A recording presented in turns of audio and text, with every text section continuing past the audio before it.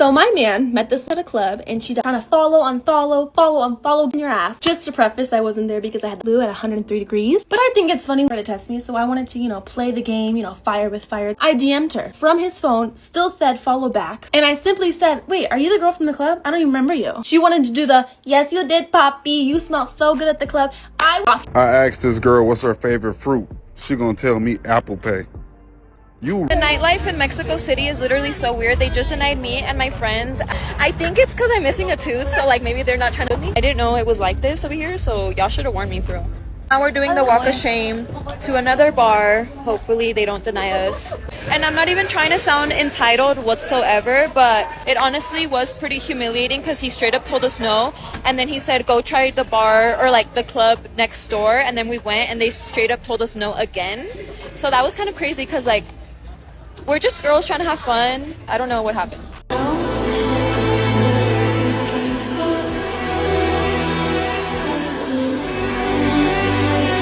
Dating as a mom is so hard because you can be interested in somebody and then like you're not sure if they know that you're a mom. Because you're not sure of when to mention it either. Like, when is the right time to mention that you have a kid or have kids and are a mom? At the same time, like, you don't want to mention it too soon because you don't get to see their true colors, you know what I mean? And then afterwards, when you do mention it, they decide to distance themselves from you. It's like, you put all this work into somebody to see if you can consider them, for them just to get scared and leave, which is a good thing, because that means it wasn't meant to be. But it just sucks because you can be genuinely interested in somebody and just because you're a mom, they'll stop talking to you. Which I can see both sides, like it's a lot to take in, it's a package deal, and you have to consider falling in love with the parent and the child together, and the fact that if you were to ever lose them, you'd lose both. But it doesn't change that it sucks, Come with me on my first solo brunch since breaking up with my fiance. I'll be honest, it completely and utterly sucked. I cried the entire way home after this. The food took 50 minutes to come out and I was alone with my thoughts for that long. And it's a war zone in there. I really kept feeling like I was a failure. Like here I am at 30 years old, starting over again. I've been standing on the boundaries. Cause you think that man don't want to see me? That man wants to see me. Man's asked to see me so many times and I said nope. Nope. Is it gonna be just me? Then nope. Don't want to hear it. Nope.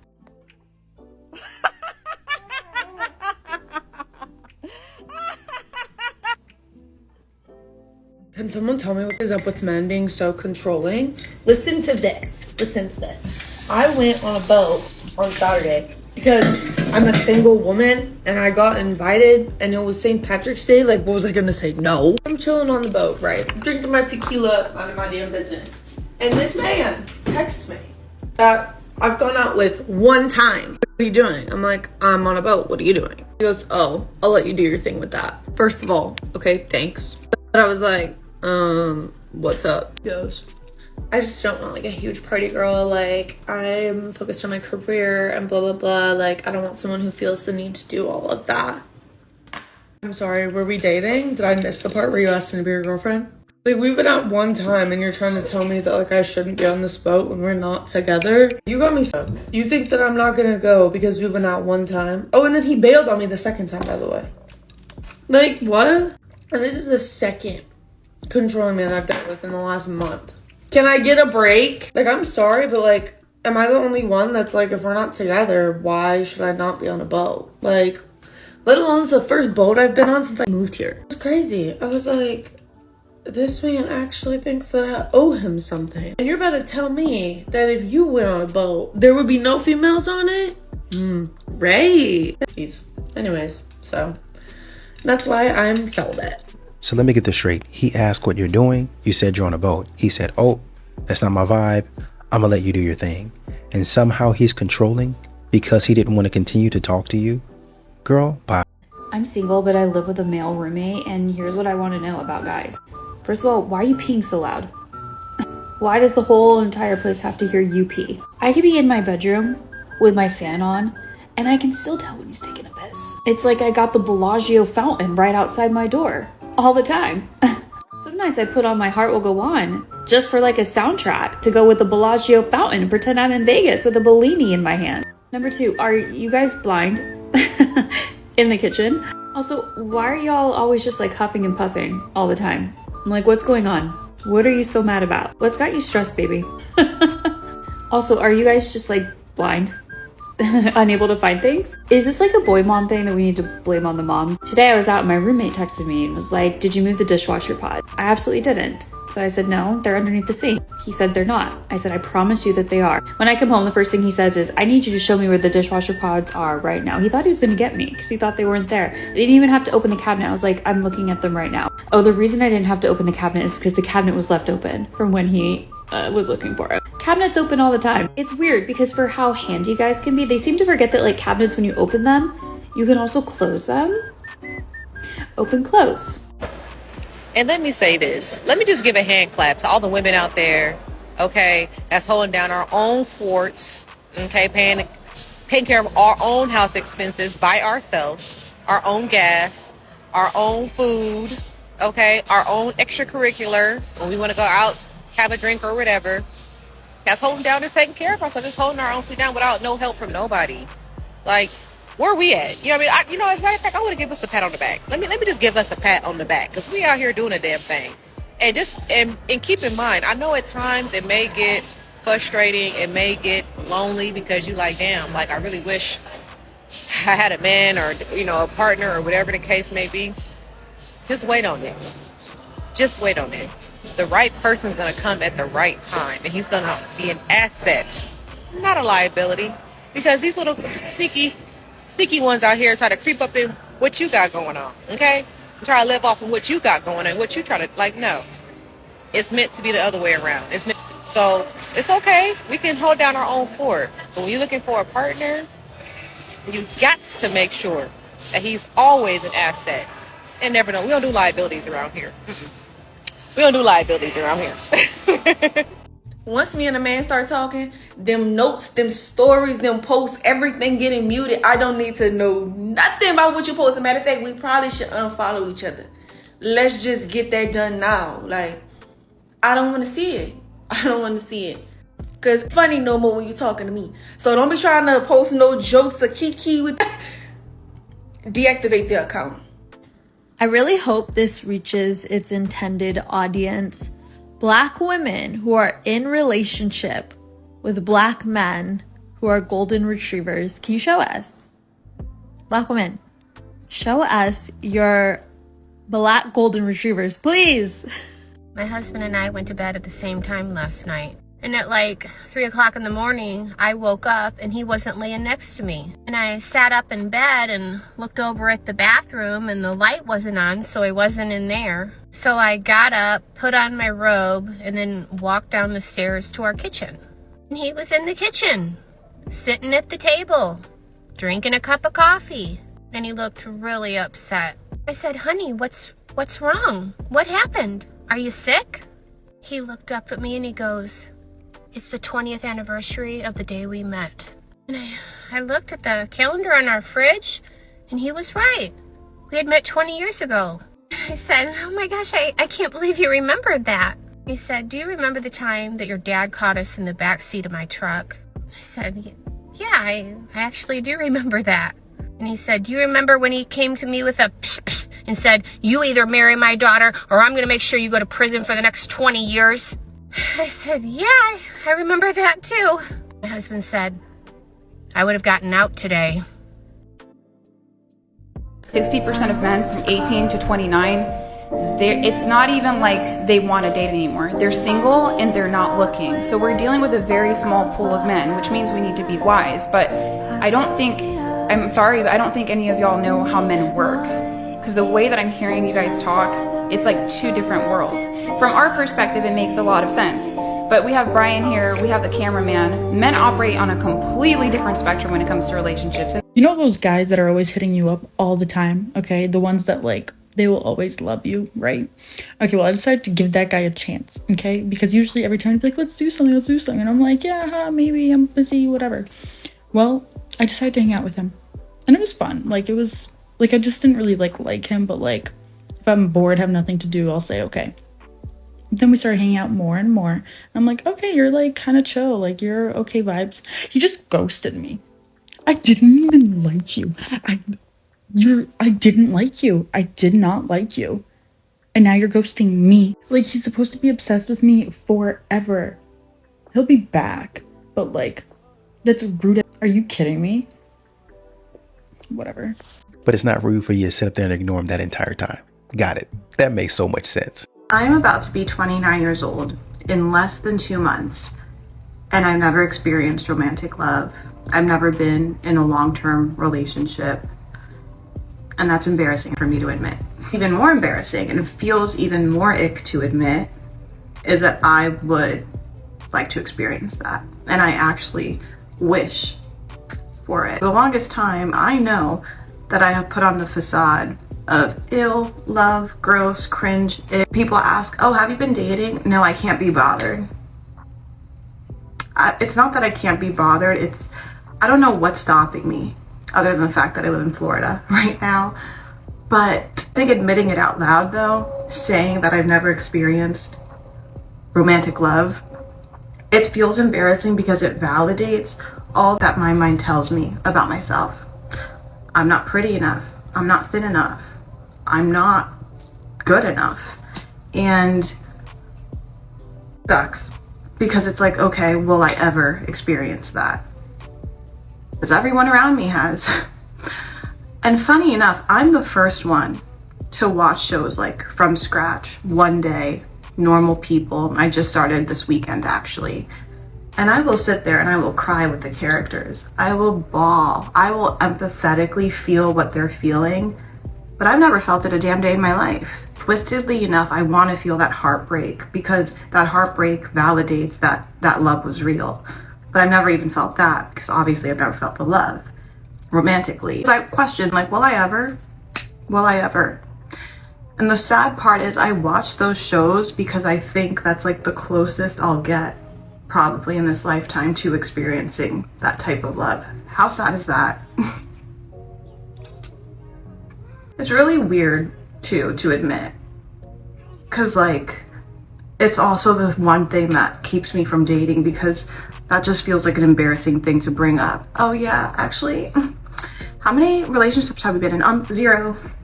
I've never experienced love actually.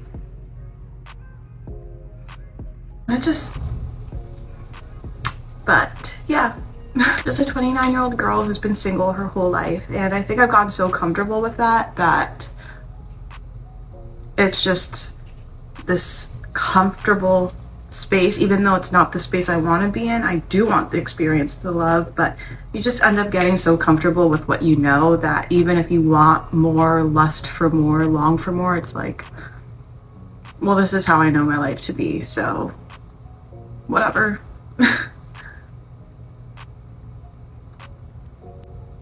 Just had a sweet girl in here make a video about how she's in her late 20s and she's never been in a real relationship and she really wants to be in one. And she feels like when she expresses this to people in her life, especially her friends who are in relationships, the responses that she gets from them feel like invalidating, and it makes her feel like they're not listening or they don't understand what she's saying, right? And I think that this happens to a lot of people. And I don't think people mean to do this, right? And she gave the example, she expresses this to a friend, hey, I'm single, I really want a partner, yada yada. And their response is always like, don't focus on it. It'll happen when you least expect it. Like, make sure you love yourself and work on yourself. Why don't you get some hobbies or something? You know what I mean? And it's like, I don't think people say that to be rude, but it's like super invalidating and it makes you feel like they're not listening to what you're saying. And imagine that reversed, right? Like, imagine you're in a relationship and you express to your single friend, like, oh, I'm dealing with this in my relationship. My partner's doing this and I wish that they would do this. Like, what do you think I should do? And their response would be some generic thing like, oh, like, just don't focus on it. Why don't you just like get more hobbies and work on yourself and love yourself more? Like, he'll change when you least expect it, right? Like, it would be annoying for somebody to say that back to you when you're being vulnerable and opening up and like expressing a desire that you have, right? And so again, like I said, I don't think that people do this on purpose. I genuinely think that this makes people feel awkward and they don't know what to say.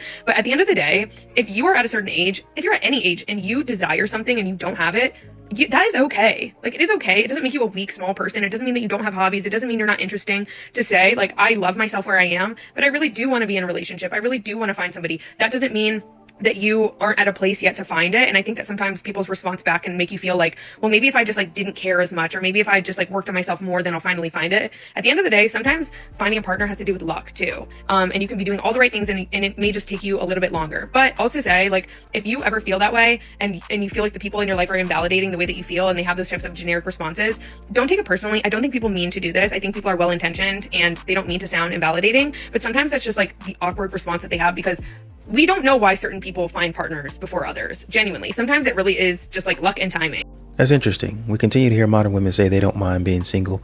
They absolutely love it. But then you get videos like this that say, wait a minute, I actually do want a man. Huh. If I make a video talking about the things that women do, and a woman gets under the comments and she like, yeah, but this isn't gender specific, men do it too, I skip right over. But when I'm talking about women and a man get under the comments and say men do it too, I acknowledge that. And if you understand it, you just understand it. I won't be explaining further. I won't be explaining further.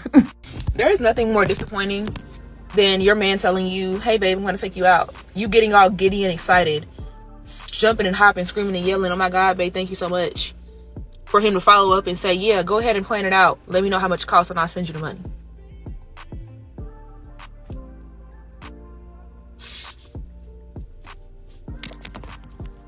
This is what happened when modern women do too much. Just go ahead and plan it. He's saying I want to pay for it. Y'all be saying that men aren't generous. When a man tries to be generous, you always have another complaint. Dobermans only like their owners. Golden Retrievers are friendly and like everybody. This isn't about dogs. Everyone's talking about that girl that got fired from her job for dressing like an office siren, and she was going to make 6 figures like after her internship or whatever. First of all, the results of a situation like that, the results of you coming into work dressed like inappropriately or whatever it is, completely biased, depending on who's making the calls that day in that office. I'm going to give you an example. At one of my old companies, we were hiring for my position. We needed more hands. We needed another person. We had a bunch of people applying a bunch of resumes that we were looking through. And HR scans the resumes first before they hand them to us and say, we think this is a qualified applicant. Like, can you look through their resume? Do you want to interview them? We get this one resume, completely qualified candidate, has great experience, more of a senior person in the role. Great, we need this. We don't want someone that we have to like be really hands-on with. We want someone that can like hit the ground running, whatever. One bitter person that I was working with at the time decided they needed to Google her name. They Googled this person and it comes up that she used to be a model, and she would do like semi-nude professional modeling.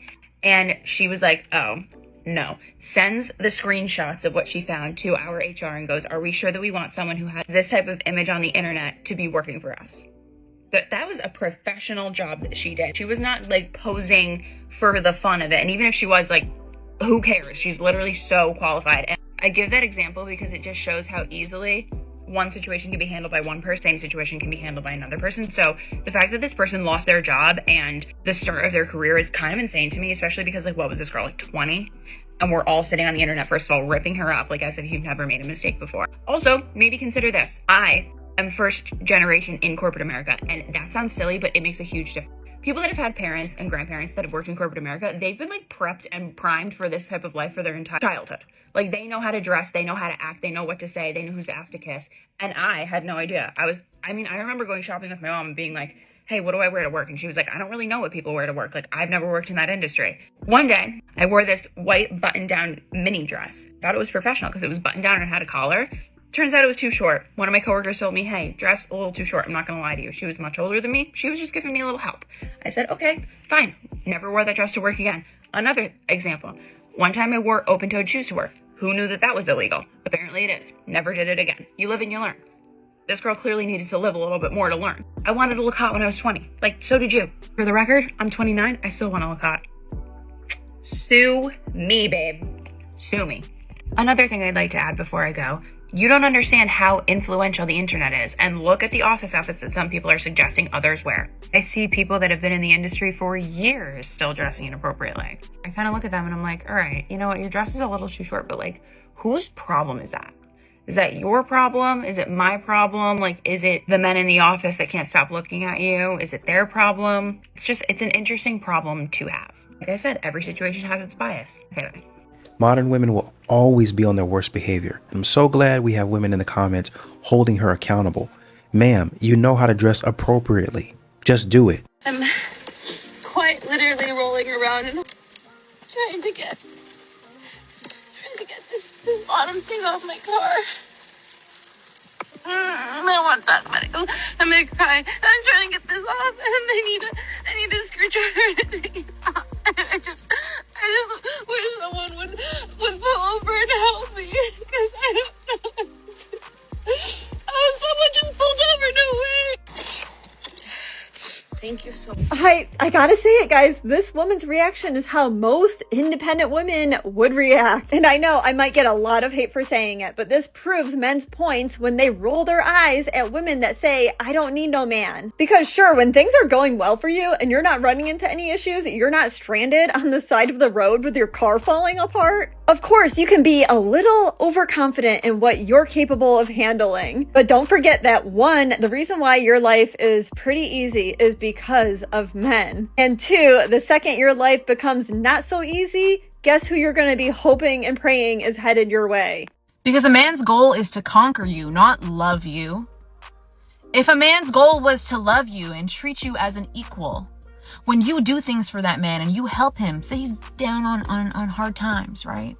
And you help that man out, he will live to resent you for that. And take it from the girl who literally would bend over backwards for a man as soon as I was having feelings for them. They will live to hate you for that. They will always look at you and remember the time when you emasculated them for helping them. Because again, if it was really about love, if it was really about loving you as a person, you helping them would be something they would appreciate. But since it is conquer, they want to conquer you, they want to control you, you being the one to help them emasculates them. And I don't know what that's all about. It doesn't make sense to me. Because we don't think that way. Us women, we don't think like that. But truly, I believe that it is a deep-rooted mother wound that a lot of these men will not face. So they will project those things onto the next woman. But again, take this from the girl that bent over backwards. Like, go to that video that I posted talking about what happened between my ex and I, and guys were like, that's why he left you. And it's like, you know, I have some tough news for you. I'm the one who left him. But that man will switch up on you. And the thing is that the men, the community of men who see women as merely objects and not humans will always blame it on the woman. Because it doesn't matter. If a man is asking you what you bring to the table, he does not care what you bring to the table. Okay? If you bring anything to the table, he will resent you for it. Never let a man know that you're pressed. Because the right man, the man that is actually your husband, will not put you in a position to even have to help him. And if he does, he will grow to love and appreciate you more for it, not hate you. Honestly, at this point in time, I don't think it's that much of a stretch to say you probably need therapy. I haven't been on a first date in months, and I have a first date, coffee date in like an hour. No, 30 minutes, I gotta go. So this is my first date, 40-year-old coffee date vibes. I don't know. It's cold here still, so hopefully it's appropriate. It was kind of tricky to figure out an afternoon Sunday coffee date. It's funny because this is the woman who created this video about her and her friends doing a social experiment and men not approaching. When it feels like women have to do all of the work. So we accepting coffee dates now. You might just be on your way to finding you a man. Women know that good men exist. They just don't want to admit it when they can't attract one, so they make that excuse. They got a grandpa, an uncle, a brother, a daddy, a cousin, a nephew, a male friend that they know and see is on the right path. They can't possibly believe those are the only ones. Just a PSA. If you sleep with olive wrapped up on your face, please delete TikTok. Please go to therapy. Please just delete all of your social media and maybe touch grass. I'm married, but hypothetically speaking. Yeah, I would do it. Don't tell unwells. Yeah, okay. Thanks for being here. Was that actually it? Yeah. Was it actually? No, it wasn't. Ask the question. I'm married, but hypothetically speaking, would you hook up with me? Oh, yeah, of course. Woo! We got that on film. Thanks for being here. That's crazy. I'm sorry, is it just me or is this just not funny at all? To me, it's really not that hard to understand respectful boundaries when you're in a relationship. You just follow one simple rule. Whatever you're doing, whatever you're talking about, whatever you're asking, would you say those things in front of your significant other? If the answer is no, then you shouldn't do it. And you doing it is disrespectful. And I'll give you one way that you can even double check it. Roles reversed, if this was your husband asking a woman this question, how would you feel about it? Would you even think it's funny? Because I bet you anything, you wouldn't. I'm not going to say too much because if you know, you know. But once you start paying all of your bills by yourself, and I'm talking about big bills, your perspective and who you're dealing with is going to change. I promise you. For some reason, modern women think that them being an adult and paying bills is the ultimate flex. So it's okay for a man to help a woman as long as she a stud and she look like a man and dressed like a man? I've seen the viral video that's going around from my home state of Indiana. That's just very disappointing to me. And yes, for those of you who haven't seen it, they're in a corner store. The woman, the stud, she is in his face calling him names. She's acting very masculine. She's challenging him like she's the one that wants to fight. And then she throws some water on him. And instead of getting away from her or walking away, they're down bad. And everybody is saying, well, she big and bad enough to act like a man. That's what I don't agree with that. I don't care if she would have actually hit him. The first thing a real man to me would do is just try to walk away. When she's arguing like that and she's challenging you to fight. You don't need to be around no woman you got to fight anyway. So that should always be your first option, just to get away from her. Then your second one, if she do swing on you or assault you like she did, try to restrain her. But you don't go blow for blow, toe to toe. You are the stronger vessel. Yes, we are all equal, but we are not the same. We're not. A woman cannot hurt a man like a man can hurt a woman. So y'all crazy. That's very disturbing that y'all were talking about equal rights, equal blows. That's weird. To me, the only way a man would go toe to toe with a woman like that is if that man is weak. And because you're armed with this knowledge, it should give you even more of an incentive to keep your hands to yourself. Oh, I was today years old when I found out that men are not supposed to chase after women. Proverbs 31. Don't chase after women and lose your strength. Women like that have destroyed kings.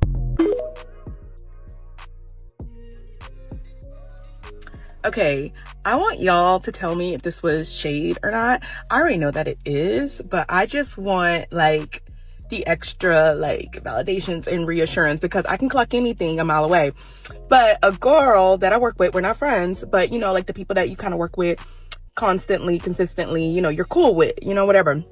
Well, this is my ring. Like, that is my engagement ring. Whatever. It's cute. I love her. I actually am the one. I sent it to him. He brought the one that I wanted. So I love it. Okay. Well, she proceeds to ask me, like, she's staring at it. I can see her staring at it. And she's like wanting to say something because I did not announce my engagement at work. I don't announce anything at work. Okay. I just show up to work. If you see it, you see it. If you don't, you don't. Like, I'm not going to like get mad about it. Well, she proceeds to ask me, is it from Pandora? Now, nothing wrong with Pandora. I have stuff from Pandora.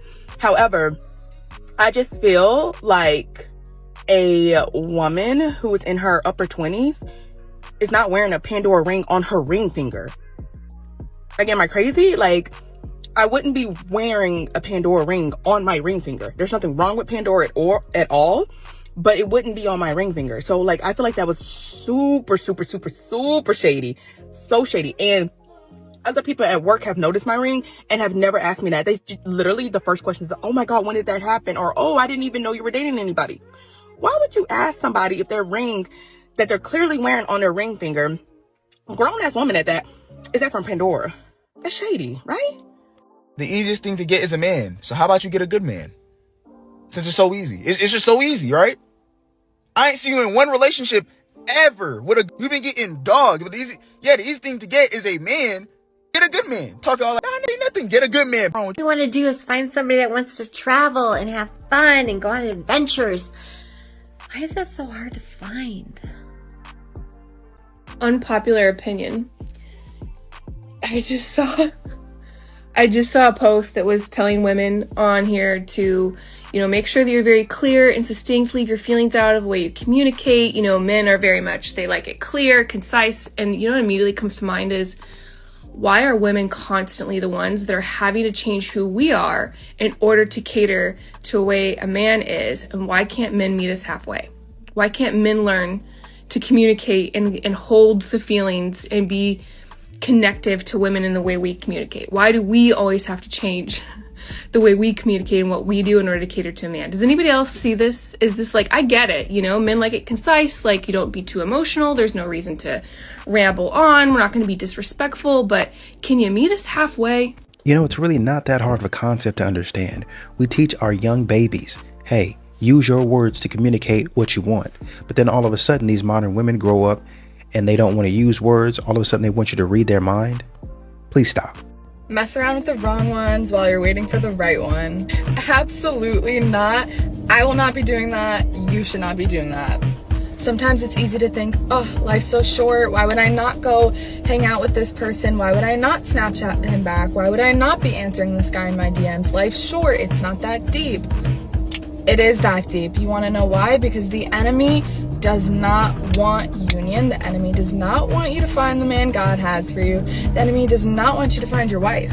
He will quite literally do anything to trick you, right? Completely understand how easy it is to just want to indulge, because how is one date that deep? How is texting that deep? It is when there is someone divinely special for you waiting, and when God's waiting to arrange that, and you're over here playing with XYZ, you're not ready. It's just being delayed. A story in the Bible that resonated with me was the Israelites. Their journey was supposed to be a total of 40 days, and it ended up being 40 years or something. God wanted to give them this promise fulfillment, but they were delaying it. They were disobeying him. They were worshiping idols. So think about that. Sometimes we're like, hey God, I'm gonna do my own thing. I'm not patient for you right now, but I'll come back to you later on that. Let me know when you're ready to give me my blessing. That's what we do as humans, and we have to cut it out. Meditate on Isaiah 60:22. Be patient, the Lord will provide. I know it. So I finally decided to put myself back out there, and I made me a Hinge profile. All right, got back on the dating apps. Gross. Anyways, matched with this guy. Physically, checks all my boxes, obviously. Then we get to talking. Checks all the other boxes. Beliefs, morals, values. It all aligns what we want in life, in marriage, partnership, house, kids, all the things. So I was like, damn, okay, look at you. You still got it. Like, I was actually really excited, okay? Because not only was he physically attractive, but he was also intellectually attractive, which is rare. So we go on a date. Amazing date. I thought we hit it off great. He said that we did too. He was even more attractive in person, honestly. And so we continued to talk for a few more days, and we really honed in a lot on like effective communication and how important it was and how much we valued it, that even if it was of a topic that we don't necessarily want to talk about, or if it was uncomfortable, or if it's not necessarily something that the other person wants to hear, like how important it was to still have it, right? So he was supposed to come over for a pizza and movie night, and he stood me up, and I have not heard from this man since. The next morning, I'm trying to figure out, I'm like, what went wrong? Like, he was literally just texting me the night before, so excited to see me, and then like he just vanishes. Like, what happened?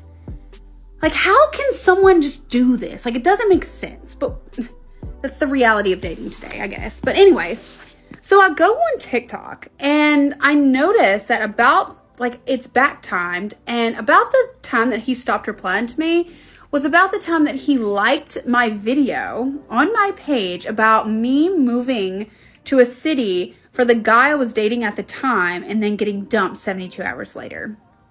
Mind you, that was at the beginning of January, first of all.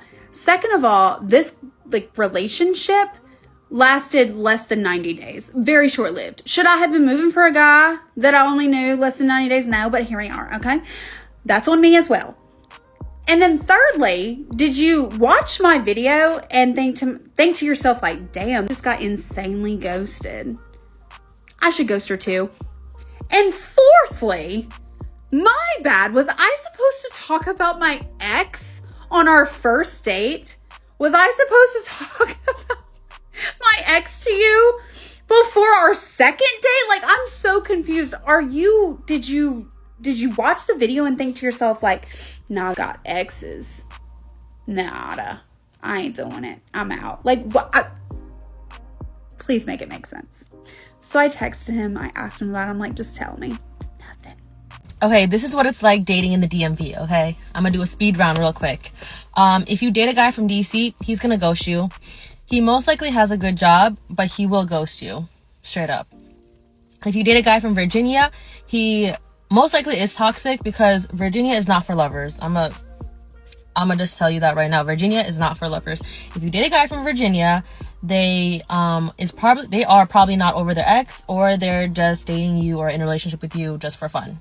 Because they don't know what they want either. If you date a man from Maryland, they are sassy. Maryland men have very sassy man syndrome. And that's pretty much it. Good luck, Charlie. And before you ask who hurt me, men from the DMV, obviously. And it's crazy because with these last two clips, it seems as if they don't understand that there's a common denominator there in all of those situations. This is why women end up on Snapped. 30-year-old Caucasian woman shot her husband 7 times. This is why, like, what is wrong with y'all? Oh, wait, hold on. You just texted. But I still have to come face to face with, I still need a provider. No matter how many times I can double, triple, quadruple your income, I still need a financial provider, or contributor. And it's like, how do I express that need to you without bringing guilt or shame along with it? Yeah. So then that was really hard for me. Yeah. And did I think about what if I married rich during those hard times? Probably, yeah. Like, wow, if I just married a really rich dude, this wouldn't be happening. I'm like, damn, I am the really rich dude. She wasn't at the time, by the way. No, not when we got married. No, I was getting paid pennies at PwC. Yeah. Hourly. But I would say, because I was an accounting major, because money makes a lot of sense to me, and I believe that financial literacy is really important. I'm really passionate about it. Naturally, I started managing our money. And also, like, if I'm the one bringing in money and also paying bills, like, naturally I see the way it flows. I want to make sure we have enough in our retirement. I want to make sure we have constant investments and savings. What are our financial goals, and etc. And now we have a baby coming too, and so even more planning. But I think it's very important, and it was made even more clear when we finally got a financial advisor, like about a year ago. And I believe we were going to set up our like follow-up meeting with her. She's amazing. And she was like, hey, are you guys free next Wednesday? And Andrew was like, I'm not free, but that's okay. You guys go ahead and meet without me. Because for him, it was like, Sarah will know everything anyway. Yeah, and I was kind of like, I'm not making any money, so what? Maybe I'm not really part of this conversation. Yeah, well, I don't really have a place to say anything. Yeah, but she was really firm. She goes, no, you guys are married. This is your finances, and you both need to be aware of what's going on and make decisions together. So let's find a time where you're both available. And I think that actually, like, I really appreciated her saying that. Yeah. Because I had no problem with taking that meeting alone. Yeah. I was like, yeah, don't worry, I'll take care of it, And I do feel like ever since she said that, our dynamic in finances changed too. We're like, oh, this is our money, and we're going to manage it together. Yeah. And so that looked like a lot of transparency in like my concerns, my worries of finances. We're like, hey, this much came in this month. Let's move over this much funds into this account. Or hey, like which charities do we want to give to? Yeah. How much to each? And all those conversations we have now upfront, transparently together. And so I think that's kind of how it's working in our marriage. Yeah. Kind of coming back to what Sarah said about in a marriage, if you're doing it hopefully in the right way, you begin to grow to value what your partner grows, right? You become shaped and formed by the person you're doing life with. And some of the financial stress that we had, it came from just a different background and like what's important. So just to give a little paint a picture, I kind of always financially struggled since I was little. Like my family was not well off. We didn't have a lot of money. And then I picked a career where like kind of in that nonprofit Christian world, you don't make a lot of money, but you're not in it for the money. And so I was used to just being poor, just barely making it, just getting by. And so my bar for what feels financially secure is extremely low. Like, hey, I can pay rent next month. We good, right?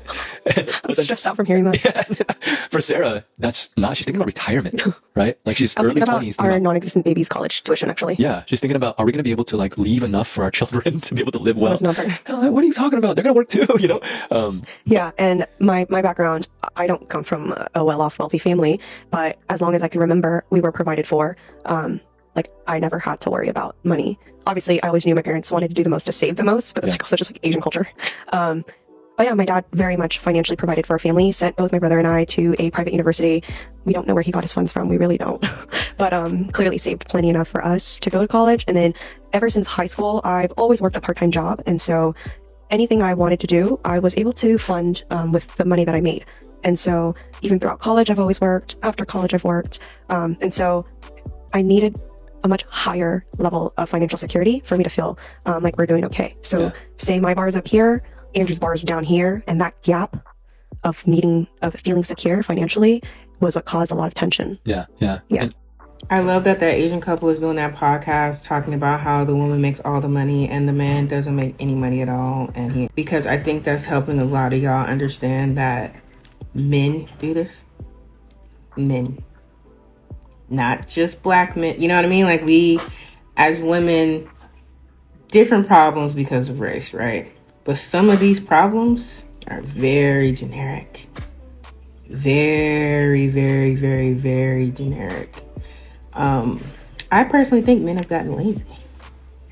Men are lazy. Women are making all the money in a lot of cases. And men want to reap the benefits and chill, relax. You have to be very, very careful of that, or just accept it. Because that man is not going to change. I don't even know why she's telling us all this. Thank you, though. But nothing about this is going to change. So you're just going to have to accept it and move forward. So if I understood what was going on correctly, he's a pastor. I looked up some other clips and saw that he was preaching. And from what he said and what she said, she's on the side of growing up, not having a lot. But he's on the side of Christian work, more so missionary work. If you know anything about that, you're probably not going to have a lot of money. You're probably not going to be looking for a lot of money, and you're going to be looking for people to sponsor you. That's where you come in. What I find funny is that this man is actually listening to you. This man is actually trying to connect with you on a deeper level, which is probably why you married him. But you get on here talking about, I need a provider. You knew that man wasn't a provider, and you knew his mission before y'all got married. This is the man that you married. And all of a sudden you want to say, oh, I wish I would have married a rich man. Sometimes I think about that. No, you married the man that captured your attention. He's a beautiful soul to you. And that's why you said, I can pay the bills. Modern women, and this is why they get divorced, always want to change their mind. They always want to reserve the right to change their mind in relationships. And they wonder why men don't want to commit. They wonder why men don't want to pursue. They don't want to chase. They want to stay single. It's because y'all get online and say silly stuff like this and think y'all have a point. But should a man say, you know what, I'm tired. I'm dead tired of being the provider, the protector, all of these things. Can you do it for me? Well, I could, but I'm not going to be in my feminine no more. Exactly. Y'all want a man to be consistent in all situations, but then y'all want to have the option to act a fool when y'all want to. Go sit down somewhere.